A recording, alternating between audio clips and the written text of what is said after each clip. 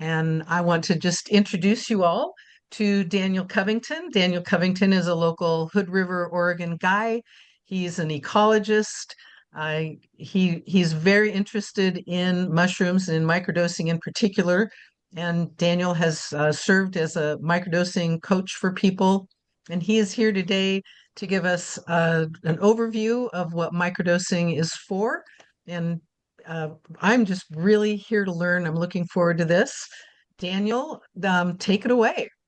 All right, thank you, Heidi. Thanks everybody for joining, and thank you for Vital Reset for having the initiative to put this forth and launch a new offering.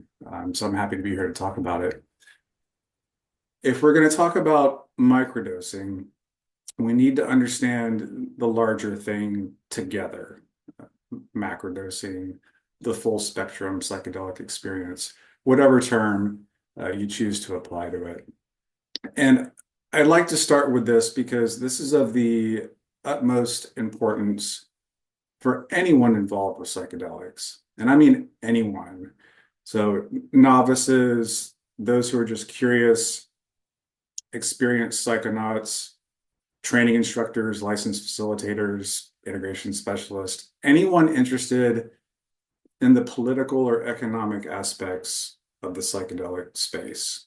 We should be all continually looking for new and effective ways to relate to the psychedelic experience and relate to others about the psychedelic experience. This is crucial. And I really don't think collectively the media, the psychedelic space, society in general is really doing a good job with this. So this is where I like to begin. And if psychedelics are so great, it is everyone's responsibility to find common language around the experience. And finally, yes, we will talk about microdosing, a little bit about what it is, what a practice might look like, the benefits. But we'll also spend quite a bit of time on the cautions and things to consider when beginning a microdosing practice. There's a whole lot of people microdosing out there on their own, and the benefits are real, but not a lot of people are talking about the potential pitfalls and things to be cautious of.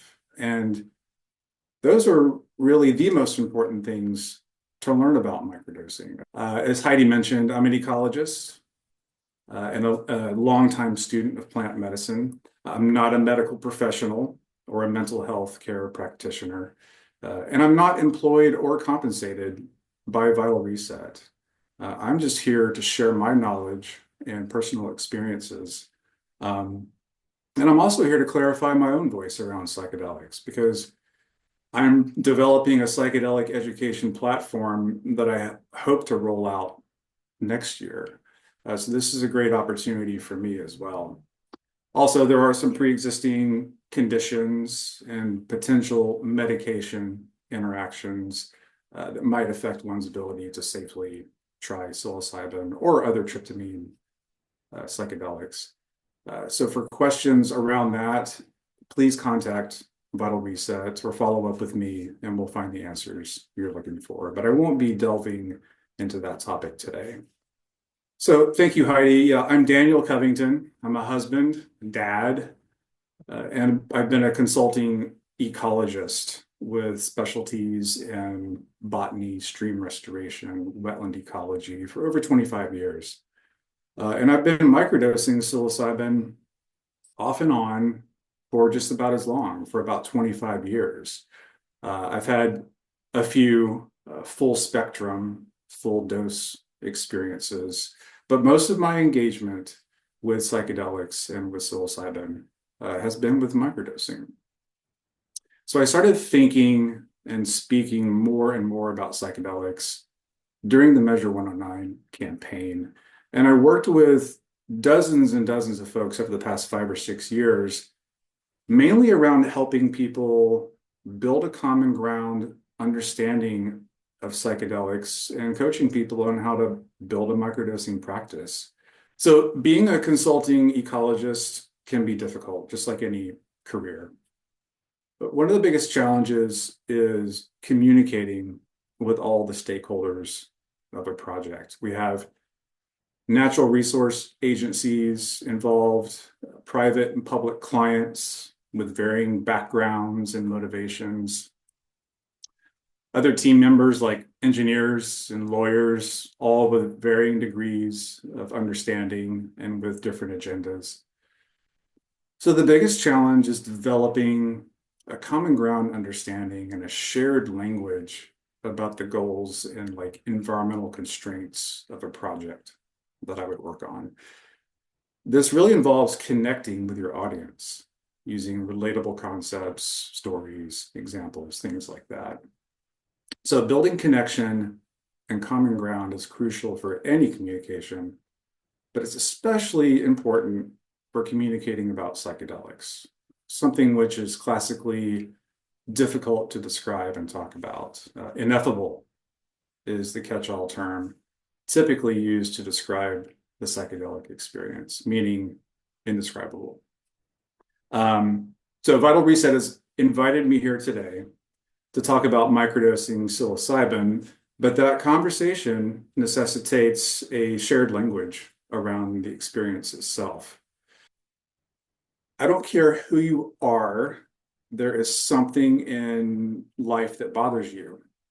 It could be politics in general, someone at work rubs you the wrong way, your partner is always late, which comes across as inconsiderate to you, sarcastic quips from somebody, social media threads, something gets under your skin. We can all think of something that really bothers us. And something we can all probably hate on together is traffic. Whether you're driving on a busy road or trying to walk down a busy sidewalk, or you get stuck in the longest line at the grocery store, traffic is something that classically bothers us. Now, I want you to try to think of a time when the next time you were stuck in traffic or encountered some other pain point that you can think of, that thing just didn't bother you as much anymore. And maybe it was fleeting, but you can think of your own personal example when the thing just didn't get under your skin like it usually does. Maybe you became less rigid and more tolerant after the birth of a child. You know, most certainly the physical and emotional experience of actually giving birth falls into this category, but also witnessing the birth of a child, like what I experienced during the birth of my daughter. Or maybe it was the loss of a loved one, or finding love, seeing an amazing sunset, or a long overdue heart-to-heart conversation with a family member, or a recreation experience with friends that really stands out. Yeah. Note the root of the word recreation is to recreate oneself, similar to vacation, which is to vacate oneself. In fact, to become unoccupied is the root meaning of the word vacation. Vacation and travel are classic examples of these transformative experiences. And so just this morning, I went to one of the websites of a business here in Oregon, out of Bend, Oregon, and it's a men's recreation group. And I pulled this description off of their website, and it sounds just like maybe promotional materials for a psilocybin service center. And it goes something like this. It's about self-improvement, personal development, seeing yourself and circumstances differently, and you'll get the inspiration, tools, and encouragement to keep going and keep growing. So I thought the similarities of the transformational experience that they're touting between that and other life experiences, including a psychedelic experience, were pretty similar. Maybe you've had a psychedelic experience that made you less rigid and more gentle to the ways of the world. My most pronounced example of this had nothing to do with psychedelics. It was the loss of a late-term pregnancy that my wife and I experienced about 9 years ago. It was devastating. Uh, the days and weeks and months after that, the small stuff in life, like traffic or being wronged by somebody, didn't seem to matter as much at all. There was a major shift in values and perspectives that shaped who I am today. How does this happen? And what does it have to do with microdosing? Well, these experiences are not everyday experiences. They're out of the norm and they are non-ordinary. And non-ordinary experiences shake us out of our typical thought patterns, our personal narratives, and the stories, true or untrue, that we tell ourselves. And this is what we're made of. It builds a rind on us. This is our shell. This is our mask. This is what we walk around with.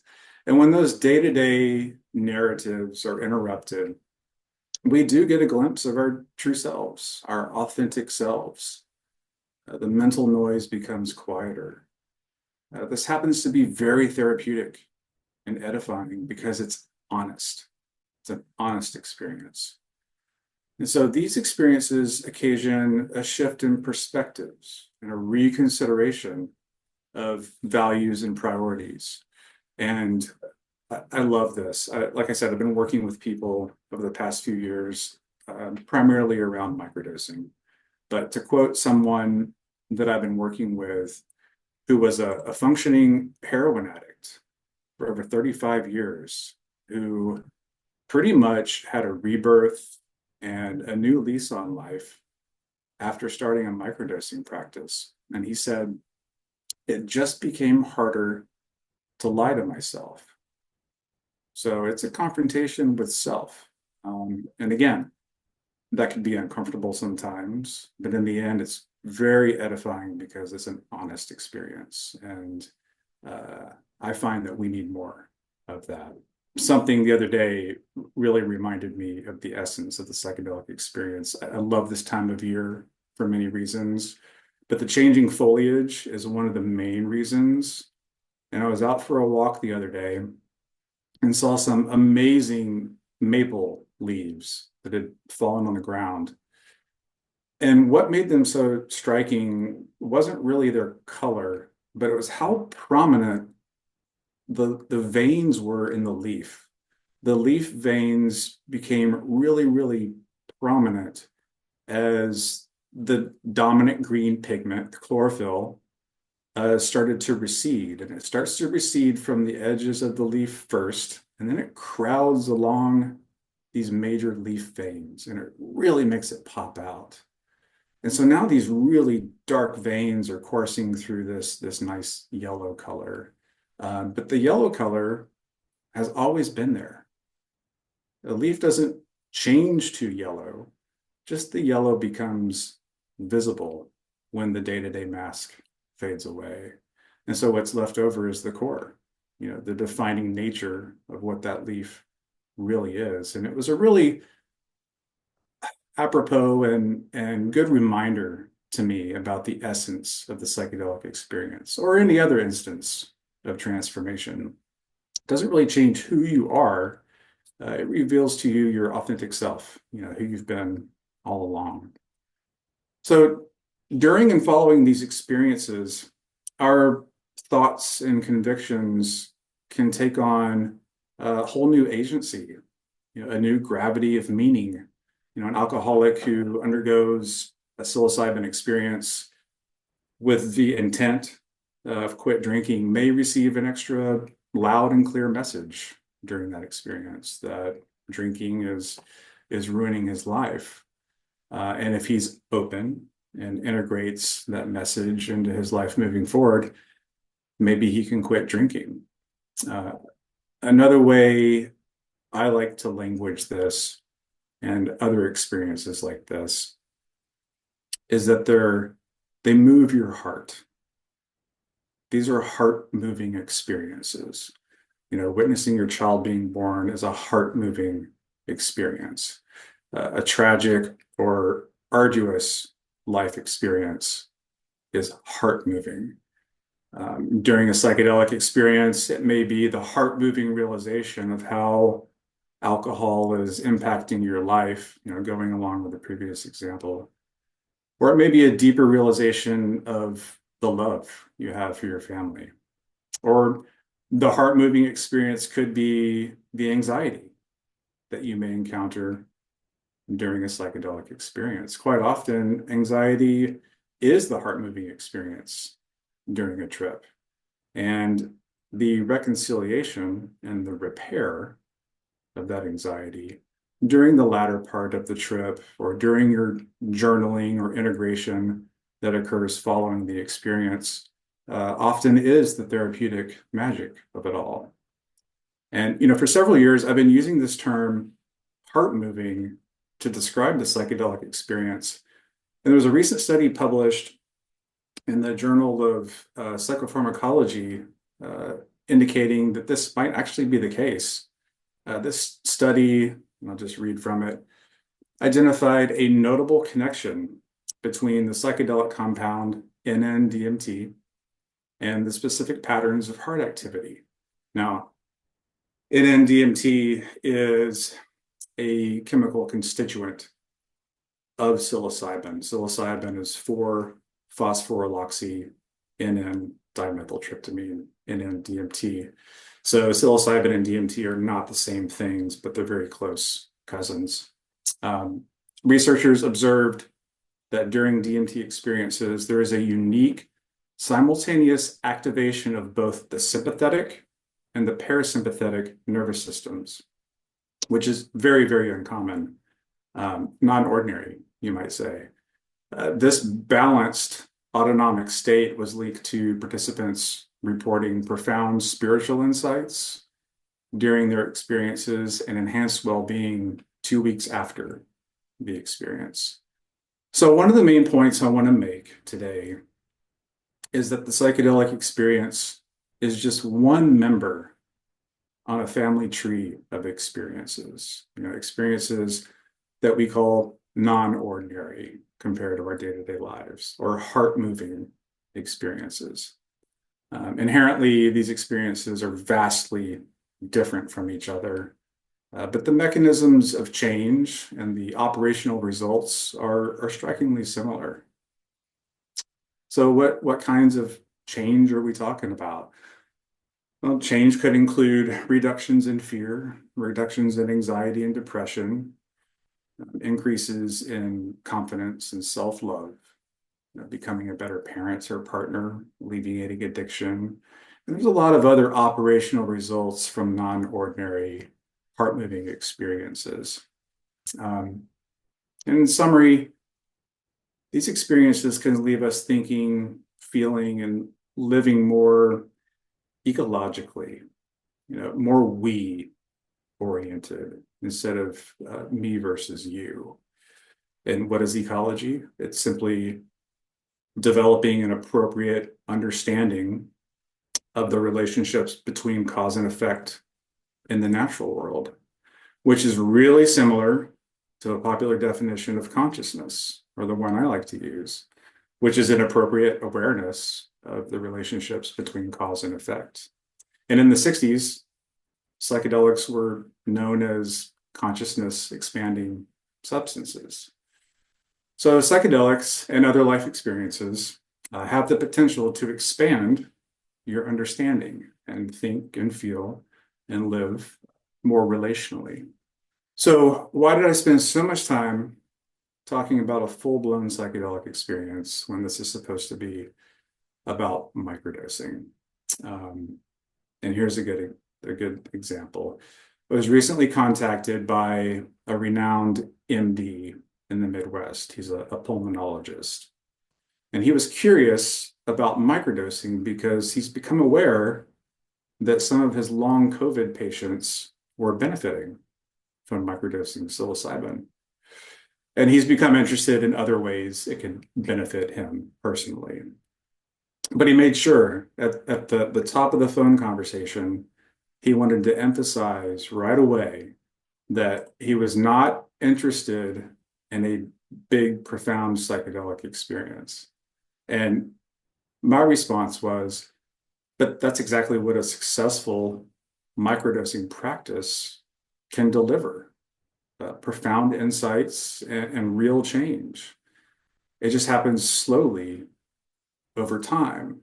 If a full psychedelic experience can, completely dissolve ego and sense of self for a period of time, then microdosing can poke small holes or perforations in your ego, such that slow, incremental change and insights are possible. But the insights and change occasioned by microdosing can rival those of a full psychedelic experience if you develop that relationship and develop a successful practice. Can you have a profound insight by microdosing once or twice? Yes, I would say yes, you can. I've had people report that. But typically, microdosing is a practice. It is not an on-demand pharmacological intervention for something you're trying to treat. This is very important to remember.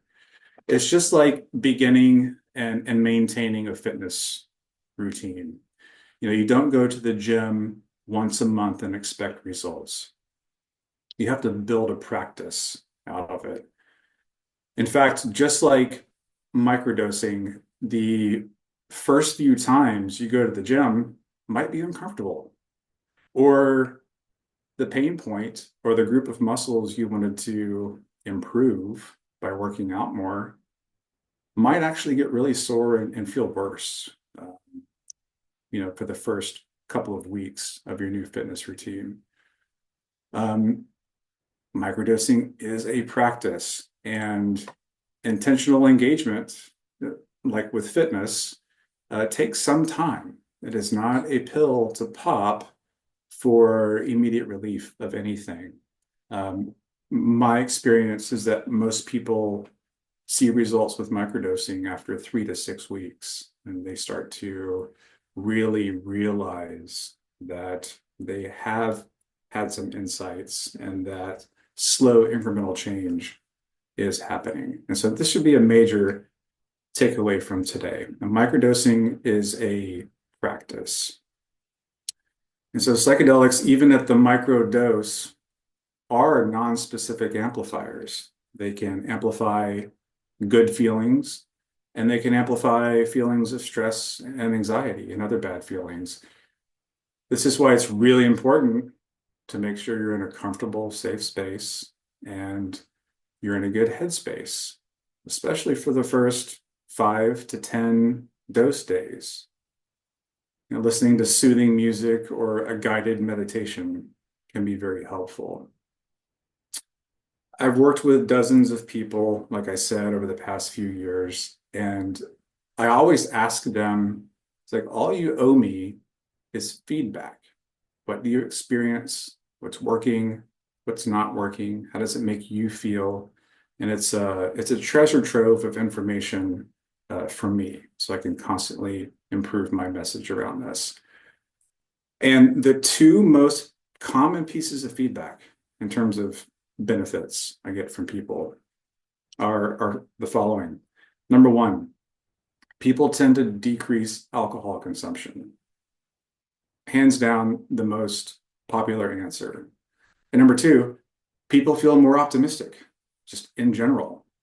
And I relate these to an overarching effect of microdosing. And that is, people tend to develop or rediscover their inner worth, their self-worth. They get a little bit closer to landing on, I'm good enough. And landing on, I'm good enough is one of the most difficult things that humans try to achieve. I think technologically, speech language is probably the most advanced and difficult thing that we do. And then the other languages that came from that, written language, math, computer science, music, things like that.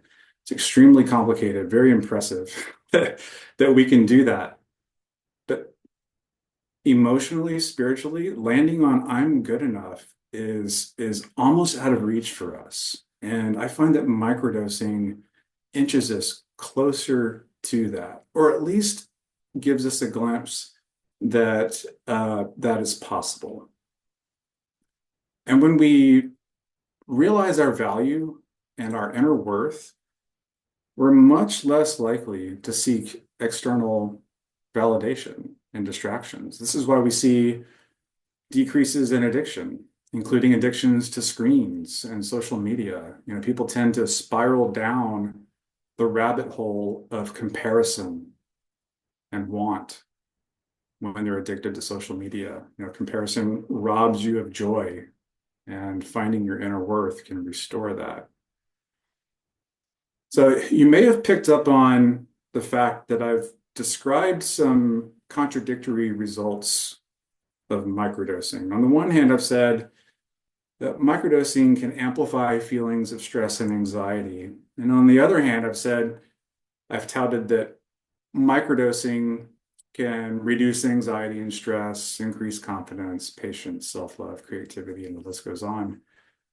These aren't necessarily contradictions. They're results that happen on different timescales as your practice unfolds.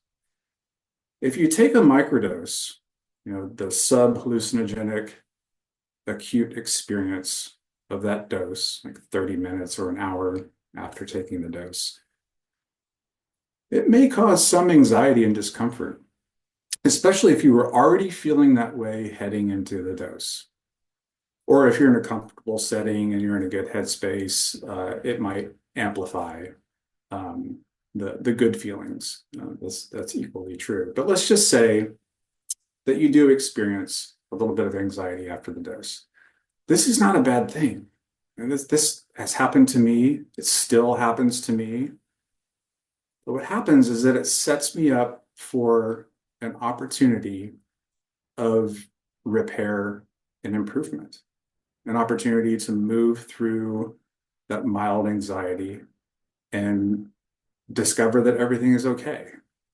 And many times this repair and rebound process for me leaves me feeling better than I did before, that things are better than okay.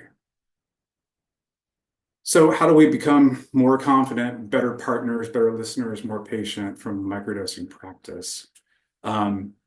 Again, by understanding that microdosing is not an on-demand intervention for anything. It is a practice.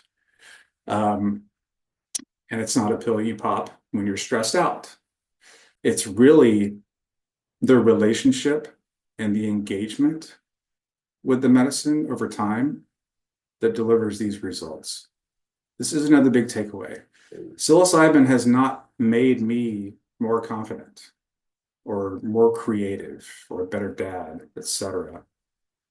But my engagement with it over time and the reflections I've had when using it and then afterwards have made me a person who is more interested in becoming a better partner, a better dad, more emotionally open, and someone who is less bothered by things that would typically make someone else anxious or stressed out. It is a tool for personal development, but you have to show up for it and do the work. So it takes time. And so that's how we get these end results that are touted in the media. It's the long-term engagement and work you put into it as well. Now, there are some, I find, and the research is backing up, there's some physical benefits from microdosing. They found that the tryptamine psychedelics, including the psilocybin and DMT, have really powerful anti-inflammatory effects, which is huge. This is huge. It's a strong enough signal that this has instigated a bunch of research into pain management, including migraine. And you know, how many diseases are out there are associated with chronic inflammation? Quite a few big ones. I find, so I microdose for my own personal reasons, which would be creativity, and exercise. I find that I get a energy boost, and there's something with the endorphins and the microdose of psilocybin that really gets the creativity going, and my body feels great, and I do get an energy boost. Any low dose of a tryptamine psychedelic is a CNS stimulant, a central nervous system stimulant, kind of like a cup of coffee. So some people experience a boost of energy. There are a group of people who experience the opposite. They get a little bit sleepy. So there's no way really to tell how that's going to affect you. But I do think it has a lot to do with your intent, because when I carve out the time to microdose, it's with the intent to be outside and move my body and things like that.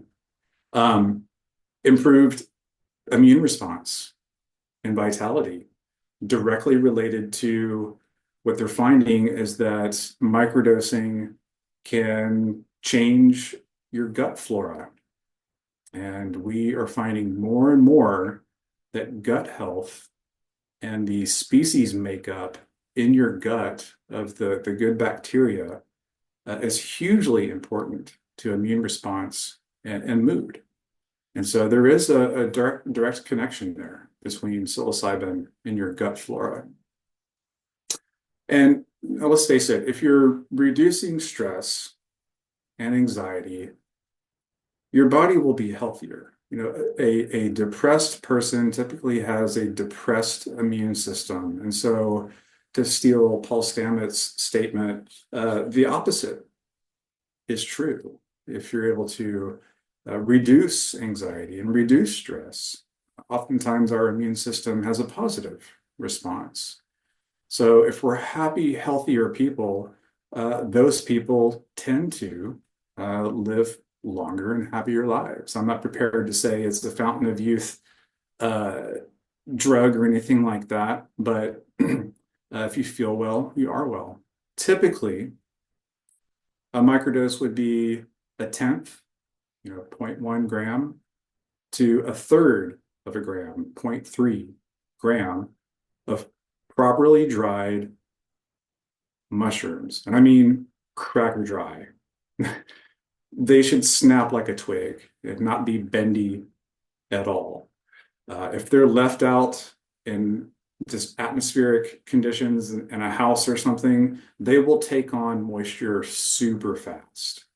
And when you have mushrooms that have been dried that are rehydrating, it's really hard to determine a proper weight for a dosage, because there's a lot of water weight that's been reintroduced to that material.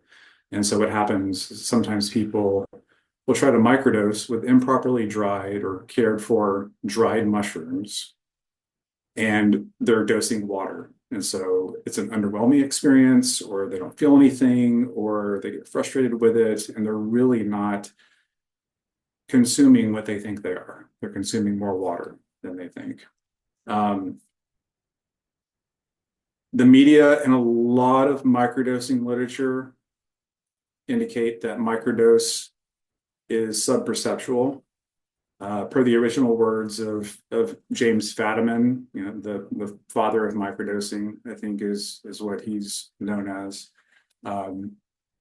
That's his word, sub-perceptual. However, James Fadiman has since clarified what he really meant, and that a microdose is sub-hallucinogenic.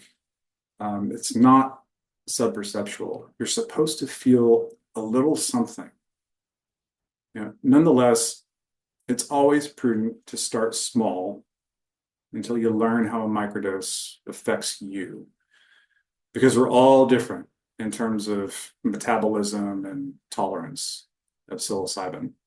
Now, dosing frequency in a practice may be every other day, 2 or 3 days of consecutive dosing, and then 2 days off, dosing just twice a week. It really varies quite a bit based on life situation, your ability to dedicate some quiet time, your specific metabolism and tolerance of psilocybin. But the most important takeaway is to incorporate breaks by skipping a day or two or more in between dose days. This is very, very important. And it's the guidance that people throw out the window most often. Um, and when people take it upon themselves to dose every day, what they notice is they very quickly build up a short-term tolerance to psilocybin. Most people could build a short-term tolerance to any of the tryptamine psychedelics that interact with your serotonin system. That's just a part of human physiology. Also, dosing every day doesn't allow for downtime and reflection. Most importantly, it's been my experience that the increase in focus, confidence, self-love, the reduction in anxiety and depression, all the hype of microdosing, all of these things are most pronounced on the non-dose days, not during the acute experience of microdosing.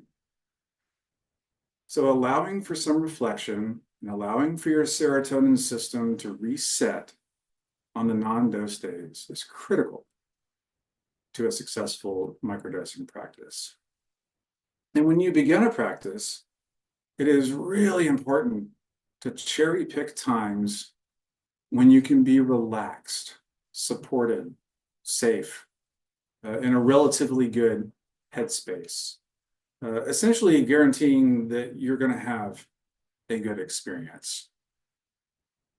There's another recent study supporting this. The study found that participants' ability to be relaxed before and during a psychedelic assisted therapy session was the biggest determinant of therapeutic benefit.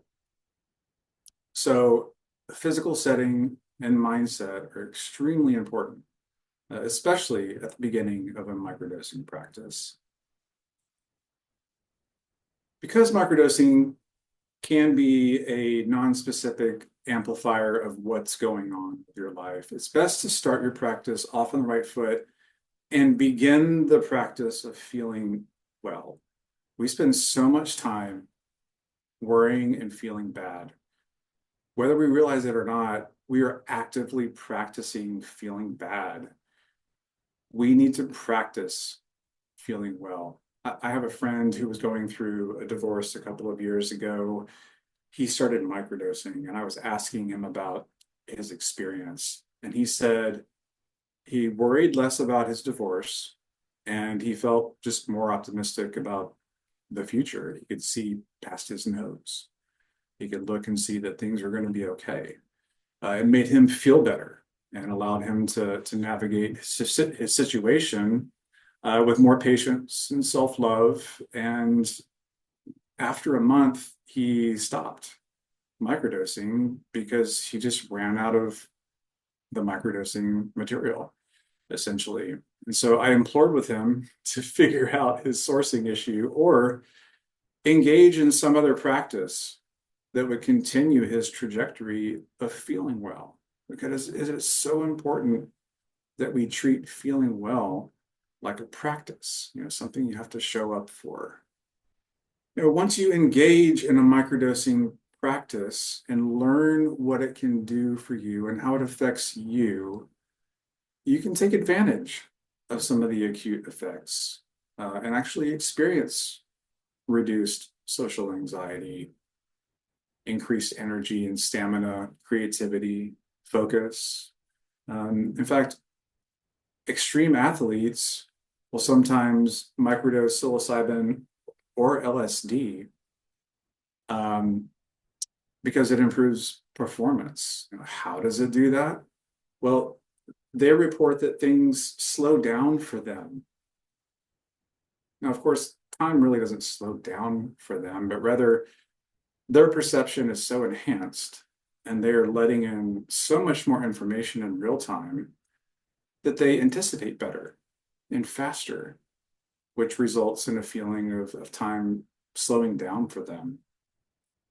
Another thing I notice is that I engage in positive thought patterns.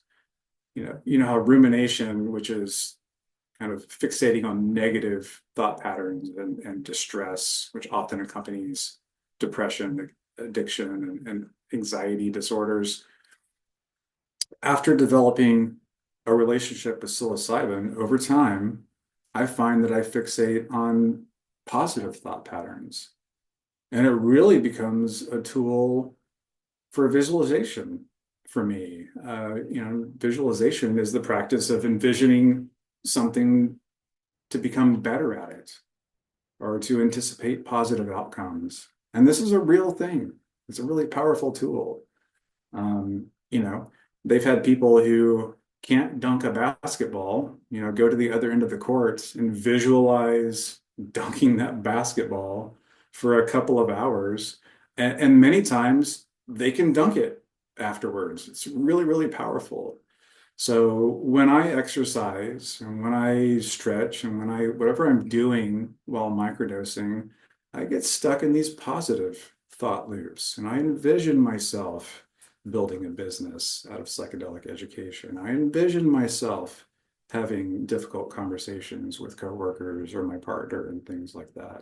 It's a really powerful tool.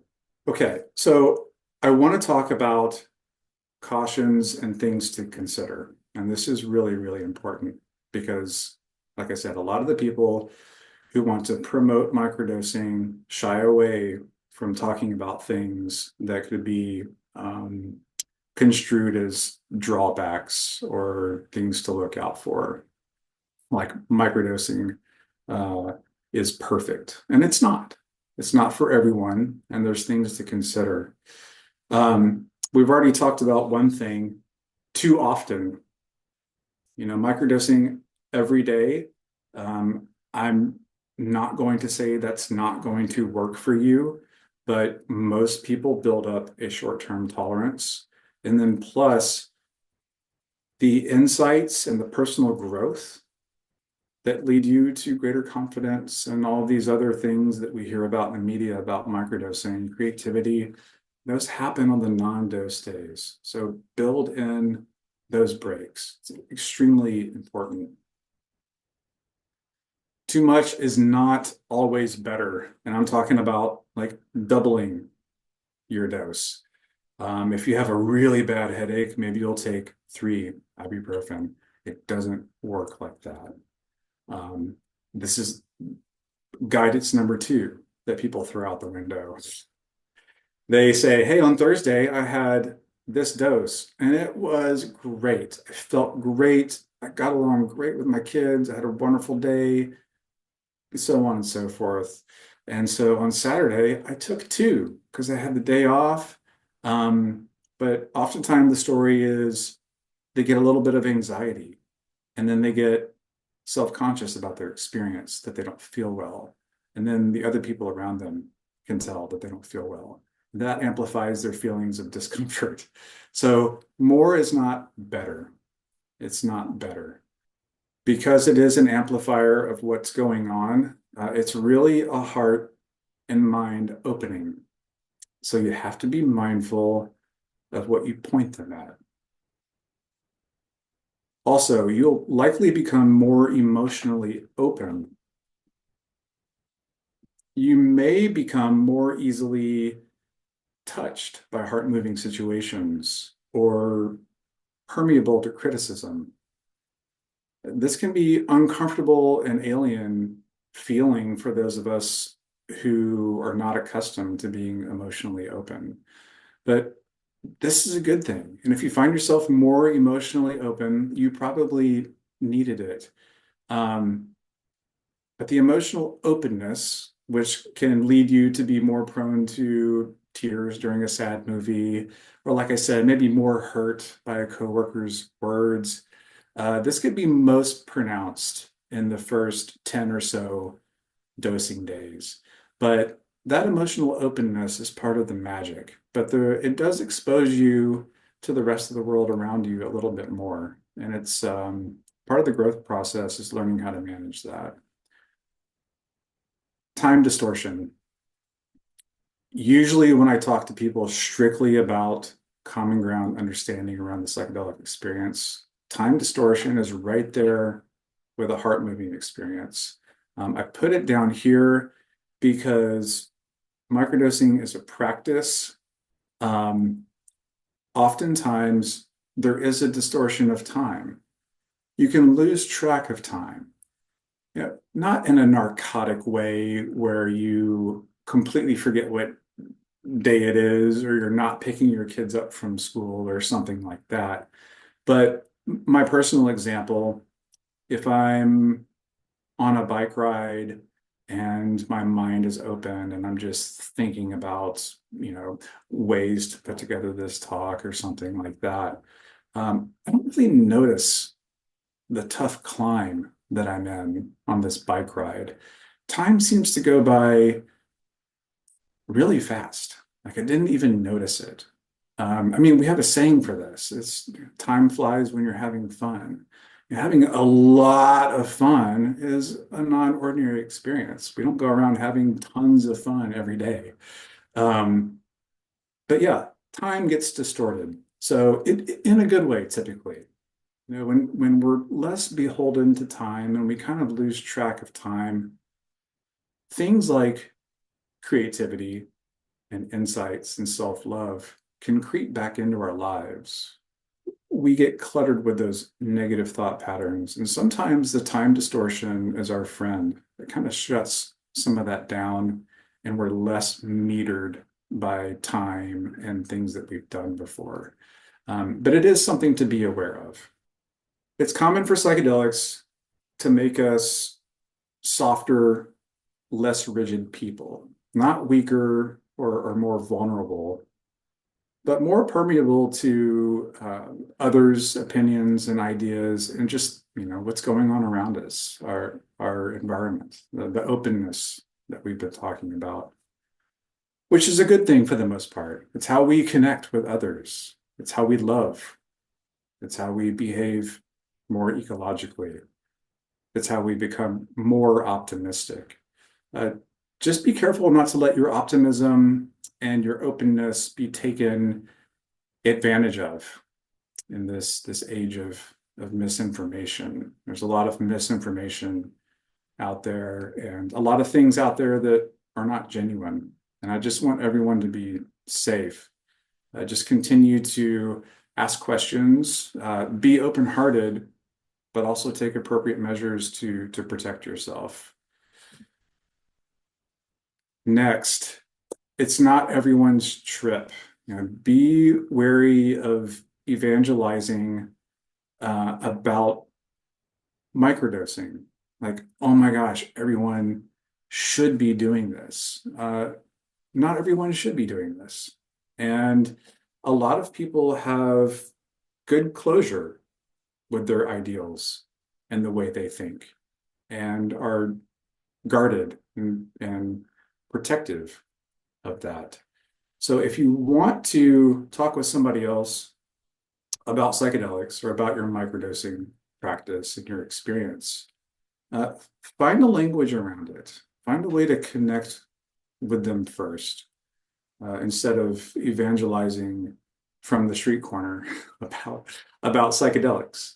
And you might feel like you want to do that. Sometimes I do. But at the end of the day, I don't care if everyone takes psilocybin. I want everyone to be appropriately educated about psychedelics, so that if it comes up on a ballot measure, or if somebody's nephew wants to try it for PTSD, that we as a general and their family support system can be educated on that and support them in that. Psychedelics classically dissolve ego. However, there are some egos and grandiose personalities that can actually be emboldened with psychedelics. And I say this from a personal example. There's somebody in my life like this, and this very situation happened. Not a lot of people talk about this, but psychedelics can make you feel like you've been bestowed with knowledge, answers that no one else has. And this might exacerbate grandiose qualities of some personalities. So if you have somebody in your life who is a narcissist or have leanings towards grandiosity, psychedelics may not be for them unless they do a lot of personal work and preparation first. Preparation is always key, but especially in this scenario. So another thing to be wary of that not a lot of people talk about, cardiac liability. I think we're all familiar with psilocybin's affinity for the serotonin 2A receptor, which is in the visual cortex, classically responsible for the hallucinogenic and psychedelic experience. Of all the tryptamine psychedelics, psilocybin has the highest affinity for the serotonin 2B system, which is involved in the suppleness and operation of your heart valves. And this has come about from recent literature reviews. There hasn't been any studies specifically aimed at this because of the difficulty in getting a population normalized to study something like this, and then legal issues and things like that. But there's a strong enough signal in the literature for folks to start talking about this. Psilocybin has a high affinity for the serotonin 2B receptor. And as I said, that has something to do with the operation and suppleness of your heart valves. And the potential exists for chronic use of psilocybin to make those valves less supple, which could lead to things like slight leakage or heart murmurs. And during a recent doctor's visit, my doctor heard a slight murmur on the right side of my heart. And during a follow-up visit, he couldn't hear it at all. I'm going to get a follow-up procedure and evaluation done just to get a better look and more definitive answers. But my 25 years of microdosing off and on has the potential to affect my heart health. Am I going to stop microdosing? My personal decision is to not stop, but I'm going to incorporate a lot more breaks and be a lot more aware of this potential risk. Most people agree that larger doses, every so often, twice a year, once a year, very infrequent doses pretty much have zero effect on the heart. But chronic use over time, if it's years and years and years, has this potential. One of the last things I want to touch on is integration.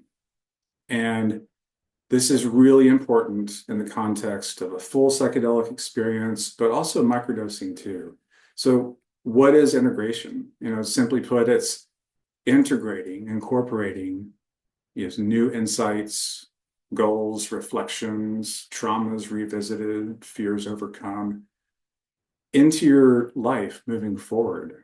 So, change and transformation might become real and permanent for you. But the essence of integration is really just being heard. Healing begins the moment that we are heard. And in the early 2000s, there was a psilocybin study for depression at Imperial College in the UK, kind of a sister parallel study with what was going on in the US. And what they found was that depression was significantly reduced or eliminated after 6 months. But for many participants, the depression eventually returned. And this is a very common story unless there is some kind of integration support. And in response, Dr. Rosalind Watts started ACER integration as a way to build community, connection, and a set of tools to integrate a psychedelic experience or other life experience, like losing a loved one, for example. If somebody travels to Oregon from Columbus, Ohio, and has a transformative psilocybin experience, how do they retain that transformation when they go back to their day-to-day lives, back to their maybe toxic relationships or underwhelming career? How do you integrate back into life and carry that transformation with you? And integration has a huge part in that, which can just be talking to a friend, or a trained integration specialist, or journaling, some outlet for being heard. It's really important. Also, microdosing in and of itself, I find, is a great tool for integration following a big psychedelic experience, because it will breadcrumb you back to that experience. So you can revisit and sit with some of the insights and the takeaways. And the emotional openness that often accompanies a microdosing practice can allow you to talk more openly about your experience so that you can be heard. And the last thing I'll say before I'll close is, if somebody is curious about a full psychedelic experience, but they're not sure if they're ready or capable of undergoing that kind of experience, microdosing is a great way to slowly engage and form a relationship with the medicine. And over time, microdosing will show you if you are ready and interested, in undergoing a larger experience with psychedelics. So that is the conclusion of what I had to say today. Heidi, thank you so much, and the rest of the Vital Reset team. Thank you for the opportunity to speak with you today. It's been a real pleasure to share my experience.